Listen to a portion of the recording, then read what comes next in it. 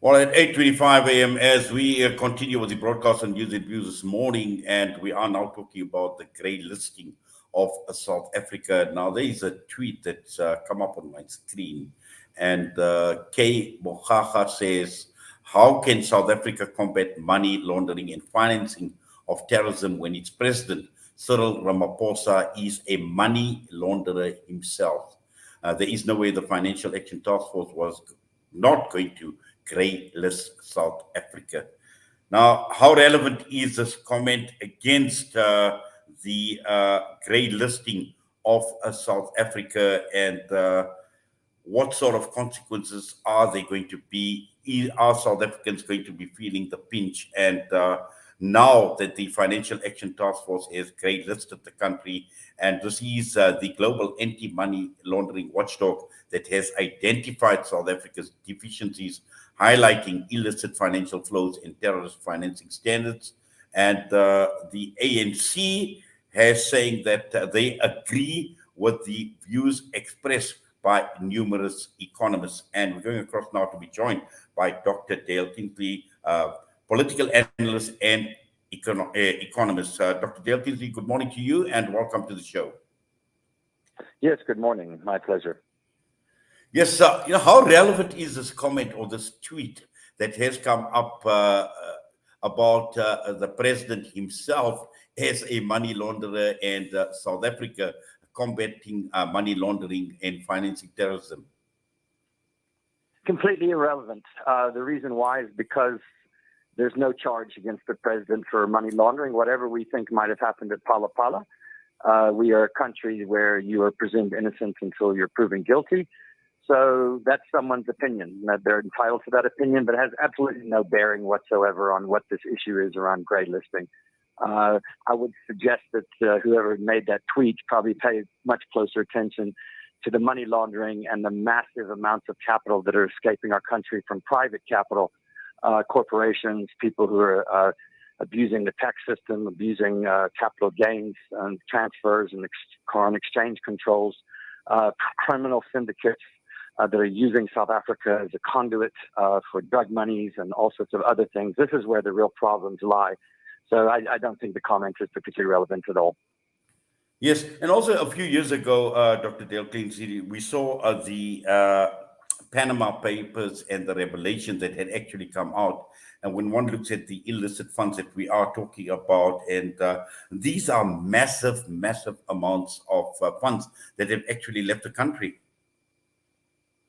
Absolutely. So if listeners want to know sort of exactly what this is all about, so there's, as you mentioned, there's this Financial Action Task Team, which is an intergovernmental task team based in Europe. And what they do is they look at countries around the world and they assess their measures, their legislation, what their law enforcement is doing, how they're tracking potentially money laundering activities, and whether they're prosecuting that. So they then make an assessment, and they have these lists. And what you mentioned, there's this grey list, which is more accurately called an observation list. I think there's at least now 30 countries that are on this list, 25 to 30 countries. And essentially what they're saying is you need to improve 1, 2, 3, and 4. In our case, it's legislation. It's also law enforcement initiatives and investigations need to be improved. And when you do that, then we take you off this list and you're back into the sort of good book, so to speak.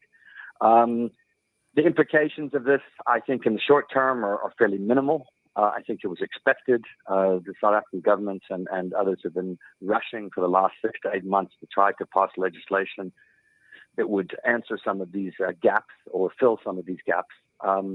But they're obviously not there yet.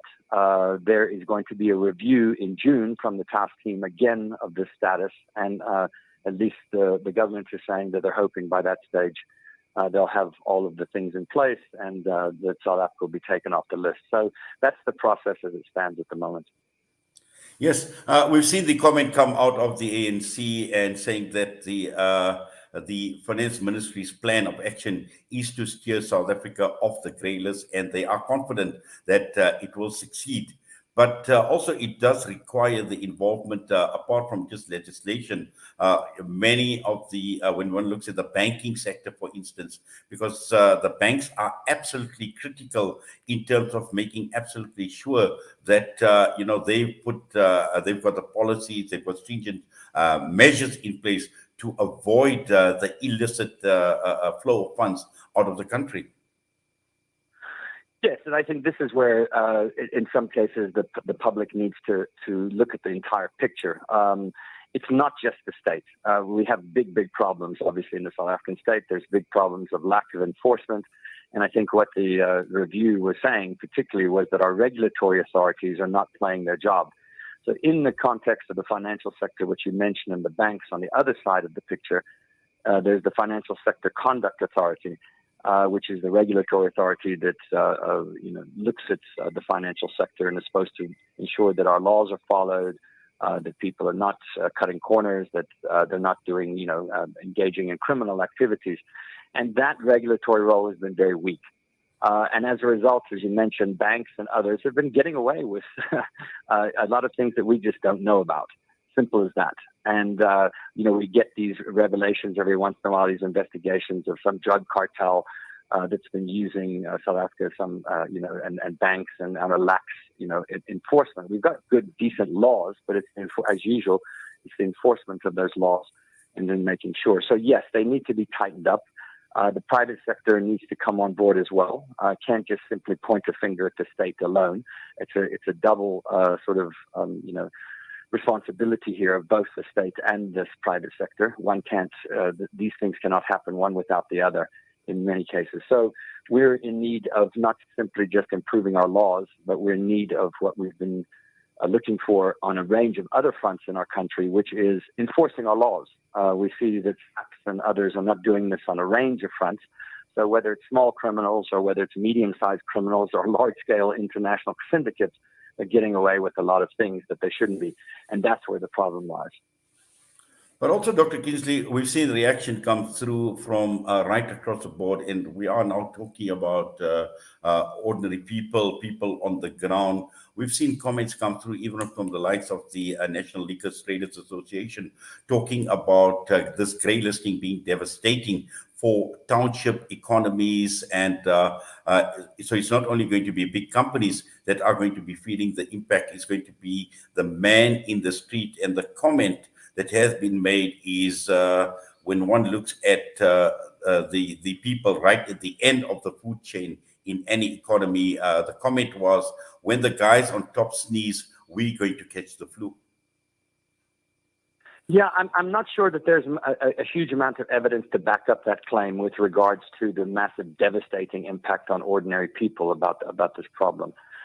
If one looks at what the more immediate impacts are going to be, the first one, and which we've already seen, is that our currency gets hit because there's further speculation.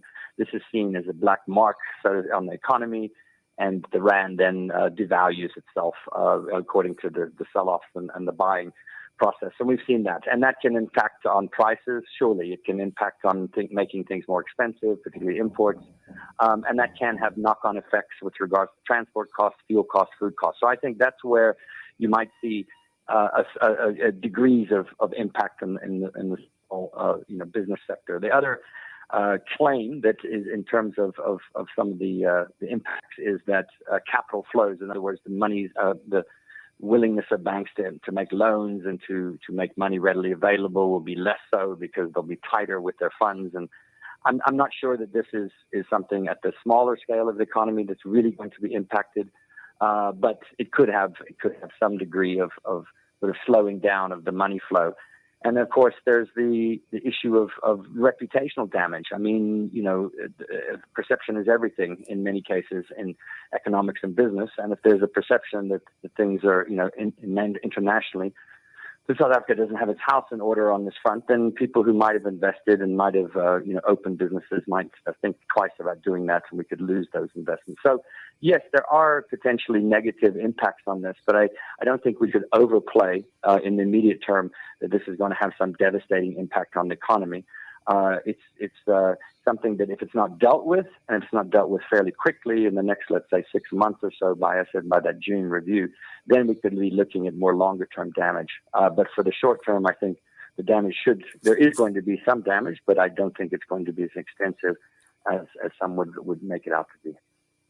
Yes, well, we've seen the comment come out of the Finance Minister, Godongwana, saying that South Africa will swiftly and effectively work to address the deficiencies, but also at the same time coming against the State of the Nation address, the budget again, and South Africa looking at again restoring its image as an attractive investment destination. This decision, could possibly be looked at with suspicion at South Africa as an economy, and also possibly, Dr. Kingsley, the cost of doing business in the country could be a bit higher. Sure. I think that those kinds of impacts could certainly be a result of this, but there are many other factors in our economy at the moment that I think weigh more heavily on the reasons why we're seeing the economic decline, why we're seeing rising interest rates, why we're seeing rising prices, why we're seeing basic services go through the roof, and other kinds of things, food inflation and transport inflation. Our economy is in trouble. And what this blacklisting is another symptom of that trouble. It's not at the fundamental heart of it.